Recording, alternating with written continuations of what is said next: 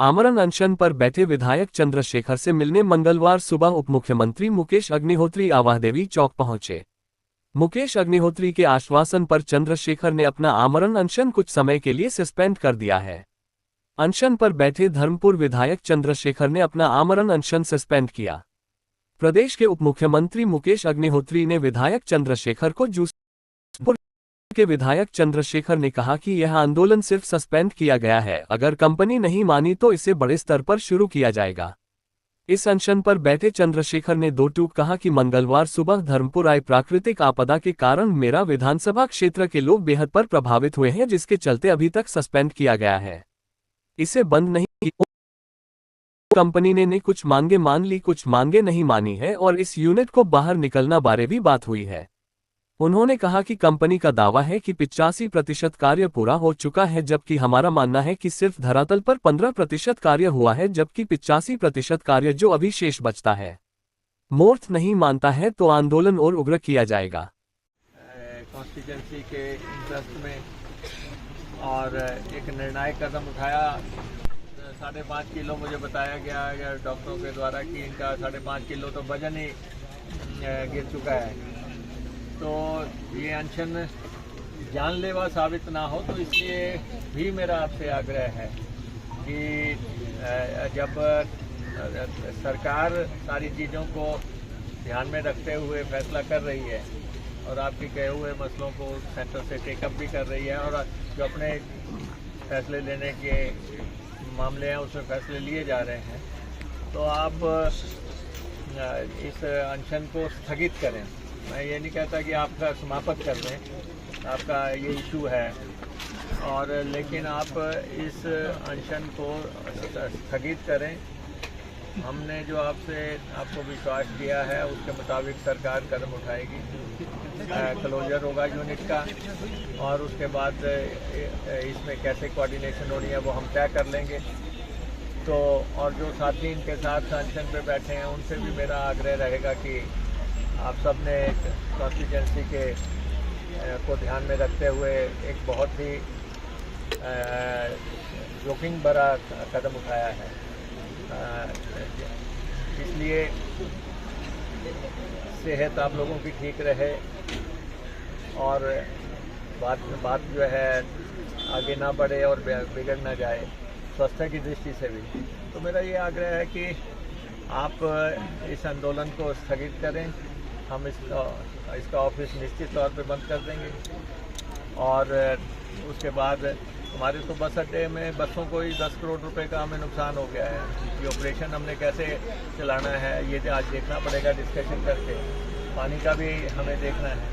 तो इसलिए हम पूरे पारदर्शिता से जितने भी आप लोग यहाँ पे बैठे हैं उनको विश्वास देना चाहते हैं। सरकार आपके साथ है। हिमाचल प्रदेश की सरकार पूरी तरह इस कॉन्स्टिट्यूएंसी के हकों को कैसे सुरक्षित रखा जा सकता है उसके लिए हम कदम उठाएंगे और एमएलए साहब से रिक्वेस्ट जरूर करेंगे कि अब आप अपना जो आंदोलन है उसको स्थगित करें, अपनी सेहत को देखते हुए भी और कॉन्स्टिट्यूएंसी के मौजूदा हालात को भी देखते हुए। और बाकी जो आप कहेंगे, आप हमारे साथी हैं, सहयोगी हैं, कांग्रेस पार्टी के कर्मठ और जुझारू नेता हैं और उसके चलते जो है आपने जो यहाँ पे कदम उठाया उसको मैं अप्रिशिएट भी करता हूँ। एक जनप्रतिनिधि के नाते अपनी कॉन्स्टिट्यूएंसी की लड़ाई लड़ना और पूरी ताकत से लड़ना, वो आप उसके मिसाल भी हैं। लेकिन कॉन्स्टिट्यूएंसी के हालात ऐसे नहीं है कि अब आप अनशन को और आगे बढ़ाएं। तो आप इसको स्थगित करें और यहाँ का ऑफिस हम बंद करेंगे। और आपको ये भी हम विश्वास दिलाना चाहते हैं, कुछ दिनों की बात है, ये जो जितने भी ऑफिसर हैं यहाँ पे इस सड़क के साथ जुड़े हुए केंद्र सरकार के, वो सारे केंद्र से बातचीत करके हम हटवा देंगे। अपने प्रिय नेता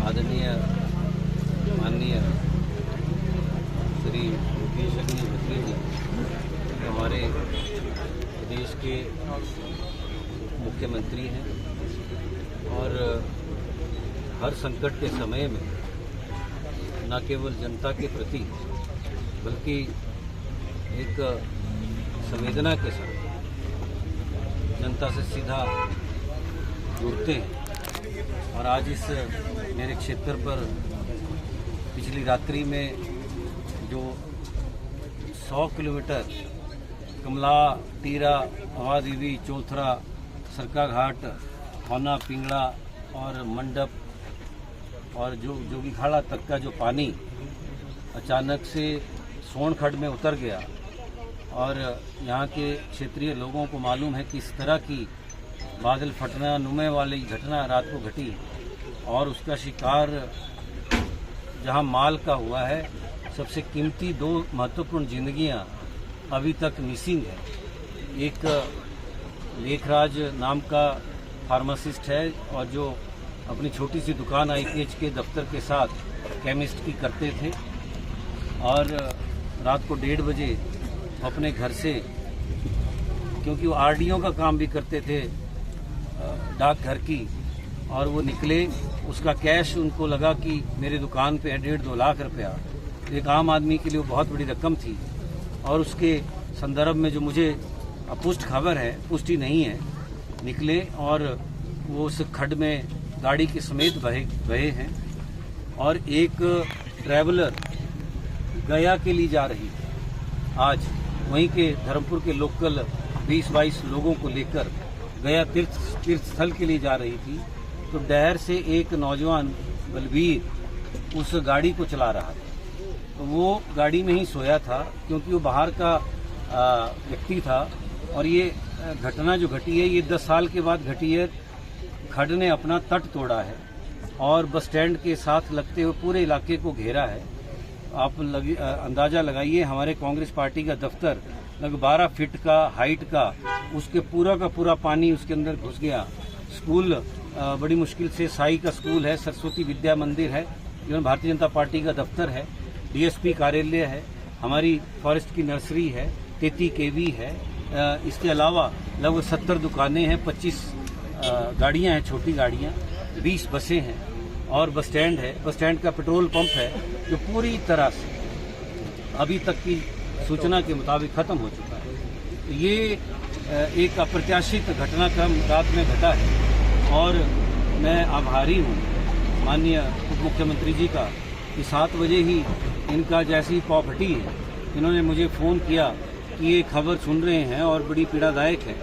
और मैंने इनसे आग्रह किया कि महोदय, मुझे ऐसा लगता है कि क्राइसिस बहुत बड़ा है मेरे क्षेत्र के ऊपर और आप अगर आप स्वयं आते हैं तो उसका आंकलन भी बेहतर रहेगा। प्रशासनिक जो उसमें कार्य करना का निर्देश आवश्यक होगा वो आपके मुखारविंद से होगा तो ज़्यादा कड़ाई से लागू भी होगा। और आप तो वैसे भी संवेदन पूरे हिमाचल के प्रति आप स्वयं आए। मुख्यमंत्री जी का भी संपर्क लगातार बना रहा है। और ये जो हमारा आंदोलन था ये मैं अपने प्रिय मित्र हमारे विधायक तथा हम सबके अध्यक्ष भी हैं, नए विधायकों के विप भी हैं इनके पास विधानसभा का, आदरणीय केवल सिंह पठानिया जी, ये भी अभी हालचाल पूछने के लिए कांगड़ा से शाहपुर से पहुंचे। मैं इनका भी आभारी हूँ। और मैं अपने साथियों सहित 10 बजे सोमवार 8 तारीख को जो था वो इस माता अवादेवी के चरणों में इस मौत के प्रशासन जो तंत्र था उसको लेकर जो पिछले 2.5 वर्षों से जो संवाद से, बातचीत से जो मसले हम हल करना चाहते थे, जिन मसलों को लेकर हमारे बीच में बातचीत चलती रही और जो व्यक्तिगत तौर पे लोगों के मेरे पास सूचना आती थी, दिक्कतें आती थी, मैं इन तक पहुंचाता था। बैठकों में करते इन बातों को तय करते थे। जिलाधीश के अध्यक्षता में बहुत बार बैठकें हुई, SDM की अध्यक्षता में बैठकें हुई, लेकिन लापरवाहीपूर्ण, गैर जिम्मेदाराना पूर्ण, असंवेदन तरीके से जिस तरह से इन लोगों ने काम किया इस क्षेत्र के अंदर, तो हमीरपुर से लेकर मंडी के तलियाड़ तक, जिसमें मेरा सरकाघाट का क्षेत्र है, मेरा टौणी देवी का इलाका है, मेरा भोरंज का इलाका है, मेरा धर्मपुर का इलाका है तथा मंडी सदर का इलाका है, इस पूरे के पूरे इलाके को तबाह करके रखा है। ये लगभग 150 किलोमीटर के इलाके के अंदर मेरे अपने क्षेत्र की बात है, मैं एक घर के अंदर 400 घर हैं जो हवा में लटके हैं, मैं उनके लिए बैठा हूँ। मैं बैठा हूँ पानी की दिक्कत के लिए जो 7-8 करोड़ रुपए की चपत, हमें अभी तक पानी नहीं पहुंच रहा है टेल एंड पे, इसी रोड की वजह से। हमारे अस्पताल में मरीज नहीं पहुंच पाता है इसी रोड की वजह से। बच्चे स्कूल नहीं पहुंच पाते हैं, कर्मचारी कार्यालयों में नहीं पहुंच पाता इसी रोड की वजह से। मरीज अस्पतालों में नहीं पहुंच पाते। तो ये एक बड़ा मसला था। इस मसले को लेकर हमारे ये आपत्ति थी और हमने 3 प्रमुख बातें अपने क्षेत्र की जनता की तरफ से, अपनी तरफ से यहाँ पर रखी और उसमें हमने चाहा कि सबसे पहले कि रोड मैप एक हो, निर्धारित समय हो, क्योंकि 3.5 सालों के अंदर हमारे यहाँ पर PMJSY की रोड बनते हैं, CRF के रोड बनते हैं, दवाड़ के रोड बनते हैं। 6-8 महीनों के अंदर 8-10 किलोमीटर रोड हमारे छोटे छोटे ठेकेदार पूरा करके चले जाते हैं। और ये कहाँ से लाए गए हैं? सबलेट पे सबलेट करते हुए कोई 8वें-10वें नंबर का आदमी काम करता है जो ना मजदूरों की मजदूरी देता है, ना लोकल दुकानदारों के राशन के पैसे दिए गए हैं, ना पेट्रोल पंप के तेलों के पैसे दिए गए हैं और मजदूरों को 3 महीने के बाद बदल देते हैं। तो एक सुनियोजित तरीके से यहाँ से मुनाफा कमाया जाता है। हम इसके विरोध में थे, इसलिए हमने कहा कि एक रोड मैप दिया जाए। जिस तरह से पाटछू का ब्रिज गिरा 3 करोड़ रुपए का, ऐसी अवैज्ञानिक और गैर तकनीकी तरीके से काम नहीं हो सकते। राष्ट्रीय संपदा है ये, और आप जब सामरिक दृष्टि का रोड कहते हो तब तो और ज़्यादा चौकस होने की आवश्यकता है। इस तरह से ये हुआ है। दूसरा महत्वपूर्ण काम जो हमने चाहा ये कि एक्सीन और एससी, चाहे वो किसी भी डिवीज़न का है जहाँ से रोड गुजर रहा है, उनको भी उस कमेटी के अंदर लिया जाए। मैं कोई नई बात नहीं कर रहा हूँ। ये नेशनल हाईवे का जो 4 लेन बन रहा है उसमें ये सब हुआ है। माननीय उप मुख्यमंत्री जी से भी आग्रह करूंगा कि जिस तरह से नेशनल हाईवे के रोड में लोकल एक्सीन, लोकल एससी स्टेक उनके हैं, बिल पास करती बार उनको पता है कि क्वालिटी बनी है कि नहीं बनी है, कोई यहाँ पर एब्सेंट है। इसलिए हमने ये चाहा कि डिप्टी कमिश्नर अपना नॉमिनी चाहे एसडीएम को दे चाहे तहसीलदार को दे, एक डिप्टी कमिश्नर का नॉमिनी उस कमेटी के अंदर हो, एक राज्य सरकार के पीडब्ल्यूडी विंग का नॉमिनी हो। मैं क्यों कह रहा हूँ? उप मुख्यमंत्री जी के और मीडिया के समक्ष कह रहा हूँ, क्योंकि इन्होंने उप मुख्यमंत्री जी इन्होंने कहा है कि 85% रोड बन चुका है और 15% रोड बचता है। जो मुझे चिट्ठी आई है, जो मैंने देखा, जिसमें इन्होंने मान लिया है कि हम कमेटी बनाएंगे, इन्होंने मान लिया है कि हम रोड मैप देंगे, वो आ चुका है। मैं 11 तारीख को इस बात को आज आपके समक्ष रख रहा हूँ। वो माननीय मुख्यमंत्री जी और उप मुख्यमंत्री जी के सहयोग से वो पत्राचार मॉर्थ ने कर दिया। इन 2 बातों को मैं इसलिए कह रहा हूँ क्योंकि ये तो निकल जाएंगे पतली गली से, 15% कह रहे हैं, जबकि मैं ये कह रहा हूँ तो काम अभी इनका होना बाकी है। बोलिए 15% अभी हुआ है और ये ठीक उल्टा कह रहे हैं। इसलिए ये जो नंबर 3 मांग है ये अति महत्वपूर्ण है। इसलिए नंबर 2 मांग, जिसमें हमारा एससी, हमारा एक्सीन हर स्तर पर, या डिप्टी कमिश्नर का यानी गवर्नमेंट का नॉमिनी हर स्तर पर, रेवेन्यू का भी हो, मैं तो कहूँगा फॉरेस्ट का भी हो, क्योंकि वहाँ भी वायलेशनें हुई है। हम बताएंगे, हमारे पास ये पूरा खाका है। तो ये दूसरा और अंतिम जो बात थी, जिन्होंने भ्रष्टाचार किया है बहुत बड़े स्तर पर, जिन्होंने यहाँ पर इस रोड को खंड खंड कर दिया है, जिन्होंने विध्वंस किया है इस रोड का, वो निर्माण नहीं कर पाएंगे। इसलिए इन्होंने शर्त लगाई कि जी हम अब आपकी इस शर्त को एक ही स्तर पे मानेंगे। मैं जनता के बीच में रखना चाहता हूँ इस बात को, जिसको माननीय मुख्यमंत्री जी, उप मुख्यमंत्री जी कह रहे हैं कि यूनिट बंद कर दिया जाएगा, यूनिट बंद कर दिया जाएगा। ये शर्त भारत सरकार की शर्त आई है। इन्होंने कहा कि हम अधिकारियों को अगर बदलेंगे तो हम इस यूनिट को भी बंद कर देंगे। मैं आभार व्यक्त करता हूं उप मुख्यमंत्री जी का भी और मुख्यमंत्री जी का भी, जिन्होंने लिखित तौर पर भारत सरकार को कहा है कि अगर आप यूनिट को बंद करना चाहते हैं तो अपनी यूनिट बंद कर दें। जिस तरह से माननीय उप मुख्यमंत्री जी ने और मुख्यमंत्री जी ने कहा है कि हम यूनिट को बंद करवा देंगे, लेकिन आपका ये भ्रष्ट स्टाफ यहाँ पर काम नहीं। मैं इसका स्वागत कर रहा हूँ और विश्वास कर रहा हूँ कि इस संकट की घड़ी में, जिस वक्त में मेरी बसें चली गई, मेरी पानी की स्कीमें चली गई, मेरा रोड वॉश हो गया, मेरी 70 लोगों की आजीविका खत्म हो गई, असंख्य परिवार जो है इस वक्त में अधर में फंस चुके हैं, मैं विधायक होने के नाते ये गौरव उन्होंने मुझे दिया है। मैं संकट के इस घड़ी में माननीय उप मुख्यमंत्री जी की जो अपील है और अपना राजधर्म भी समझता हूँ, अपना दायित्व भी समझता हूँ, अपना सामाजिक दायित्व भी है, राजनीतिक दायित्व भी है।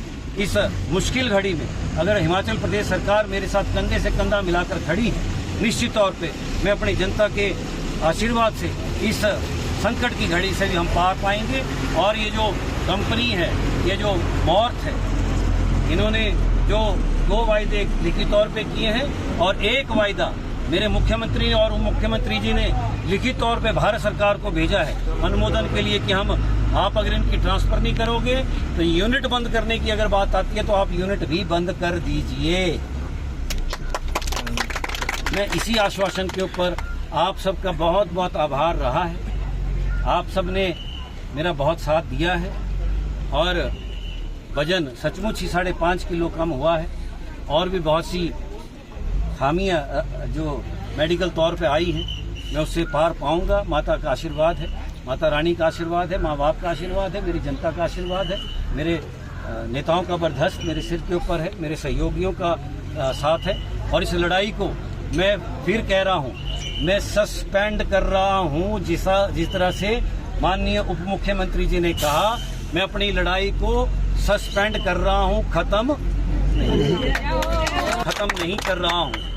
और कोई गलत फहमी में ना रहे, मैं लोकतंत्र की बुनियाद में विश्वास करता हूँ, संविधान में विश्वास करता हूँ और अपने अधिकारों के प्रति सजग हूँ और मुझे लड़ना बेहतर आता है। और इस लड़ाई में मैं ना झुकूंगा और अपनी जनता के साथ हमेशा खड़ा रहूंगा, चाहे प्राणों की बाजी लगे। मैं पुनः सब लोगों ने जिन्होंने साथ दिया है इन 9 दिनों के अंदर, सभी डॉक्टर तथा उनकी पूरी टीम का, दूर दूर से आए हुए, पूरे जिलों से आए हुए मेरे दोस्तों का, हाँ, मैं उन सब का हृदय से आभारी हूँ। आप सब पत्रकार बंधुओं का, सब लोगों का बहुत बहुत आभारी हूँ। इसमें एक बात और अंत में कहना चाहता हूँ कि पता चल गया कि कौन कहाँ कैसा, समझ रहे हैं, कौन कहाँ कैसा होता है। ये एक जीवन का बहुत बड़ा सबक, बहुत बड़ा एक मेरे लिए उदाहरण है। मैं इसके लिए पुनः मैं धर्मपुर के बस अड्डे को लेके जी विवाद निरंतर चल रहे हैं। कोई बीते सालों में भी चल रहे थे, आज भी चल रहे हैं और वो सुरक्षित जोन में है या नहीं है, इसको लेके लगातार लोग सोशल मीडिया पे भी कमेंट्स कर रहे हैं, हमें भी लिखते हैं जी। तो हमारा तो इस समय निर्णायक नुकसान हो गया है, पूरे का पूरा डिपो उजड़ गया है। धर्मपुर का हमारे डिपो की 18 बसें जो हैं जी या बह गई हैं या उनके इंजन में पानी चला गया है या वो इस्तेमाल के काम में नहीं रही है। और आपने फोटोग्राफ्स भी देखे होंगे जी। तो नुकसान जो है करोड़ों रुपए का नुकसान हमें हुआ है जी। तो अभी हम मौके पे जाएंगे, हम स्थिति का मूल्यांकन करेंगे जी और एज ए गवर्नमेंट जो भी हमें कदम उठाने होंगे जी उसके बारे में हम फैसला करेंगे। क्योंकि हम पहले एमएलए साहब को साथ लेना लोकतंत्र में सबसे बड़ी कसौटी होती है। तो स्थानीय एमएलए को यहाँ क्योंकि वो अनशन पे थे जी, तो हमारा इनसे आग्रह करना था कि आप कॉन्स्टिट्यूंसी में जो आपदा आई है उसको देखते हुए आप इसको स्थगित करके हमारे साथ चलें। तो अभी हम देखेंगे और गवर्नमेंट सारे क्षेत्रों में इन पे क्वेश्चन लगे हैं और प्रदेश में इस साल जो है पिछले 3 साल में अगर आप 23 और 24 और 25 को देखें तो प्रदेश में 20,000 करोड़ रुपए का नुकसान हो चुका है। और ये पहाड़ी प्रदेश इससे कैसे उबर पाएगा वो आप समझ सकते हैं। हमारे जल शक्ति डिपार्टमेंट अकेले को इन 3 सालों में 4,000 करोड़ रुपए का नुकसान हुआ है। 23 में जब आपदा आई थी तो हमें 2100 करोड़ रुपए का नुकसान हुआ था। 24 में जब आई तो हमें 550 करोड़ का नुकसान हुआ था और इस साल हमें 1300 करोड़ रुपए का नुकसान हो गया। और ऐसी स्कीमें वॉश आउट हो गई जो कि क्षेत्र के लिए बहुत इम्पोर्टेंट थी। पीछे जब सराज में भी बादल फटे थे वहाँ भी हमारी 121 करोड़ रुपए की स्कीम बह गई। आज आपकी स्कीमें बह गई हैं तो वो तो अभी हम सारा देखेंगे, लेकिन 4,000 करोड़ रुपए का एक विभाग का नुकसान हुआ हो जी तो आप अंदाज़ा लगा सकते हैं। फिर भी हम कोशिश कर रहे हैं कि लोगों को किसी भी ढंग से पानी मुहैया करवाएं। और बसेस का भी HRTC वेलफेयर स्टेट में काम करती है लोगों के कल्याण के लिए। हिमाचल पथ परिवहन निगम 3,000 से ज़्यादा बसों को चलाती है और जहाँ कोई नहीं जाता वहाँ HRTC जाती है जी। दूर दराज दुर्गम ट्राइबल इलाकों में HRTC जाती है और 50 साल से हो गए इसके संचालन को। इस प्रदेश में ना तो रेल मार्ग है ना हवाई मार्ग है और सब कुछ जो है बसों पे ही डिपेंड करता है। तो वो आप देखें कि घाटे के रूट सारे HRTC चलाती है और उसके बाद रियायती सफ़र सारा HRTC कराती है। फिर भी ठीक है, आलोचना करने वाले लगे रहते हैं, वो अपने हिसाब से करें, लेकिन HRTC की जो सेवाएं हैं, अभी मनी महेश में संकट आया था, 10,000 लोग HRTC ने निकाले और 200 ट्रिप्स लगाए HRTC ने। जब यहाँ पे कोविड आया था तभी HRTC ने ही जो है लोगों को दूर दराज दुर्गम इलाकों से लेके आए। अब सराज में लोग फंसे थे, वहाँ से बाहर जो है HRTC नहीं निकाले, तो HRTC अपना काम कर रही है। अभी हमें ये देखना है कि यहाँ पे नुकसान हुआ है, हमें इस डिपो को अस्थायी तौर पे बहाल कैसे करना है। कुछ बसें तो हमें दाएं बाएं से ला के यहाँ पे अभी चलानी पड़ी। यहाँ का तो डिपो सारा नष्ट हो गया, तो हम दूसरी जगहों से बसें ला के MLA साहब से डिस्कस करके कहाँ बसेज भेजनी बहुत ज़रूरी है वो हम आज फैसला करेंगे। बाकी तो हिमाचल का डेवलपमेंट का मॉडल क्या है, क्या होना चाहिए, आपने देखा 4 लेन सारे उजड़ गए हैं। मंडी से लेके मनाली तक का 4 लेन का क्या हाल हुआ है, ये चर्चाएं हो रही हैं कि पहाड़ का मॉडल क्या होना चाहिए विकास का, और नदियों के किनारे संस्थान बनने चाहिए नहीं बनने चाहिए। कैबिनेट में भी इसके चर्चा हो रही है नीतियों का निर्धारण के लिए। और बादल पहले एक फटता था, अब तो सीरीज ऑफ बादल फट रहे हैं। कितने बादल फटने की घटनाएं हो गई हैं, दर्जनों के हिसाब से बादल फट गए और लोग दहशत के साए में रह रहे हैं।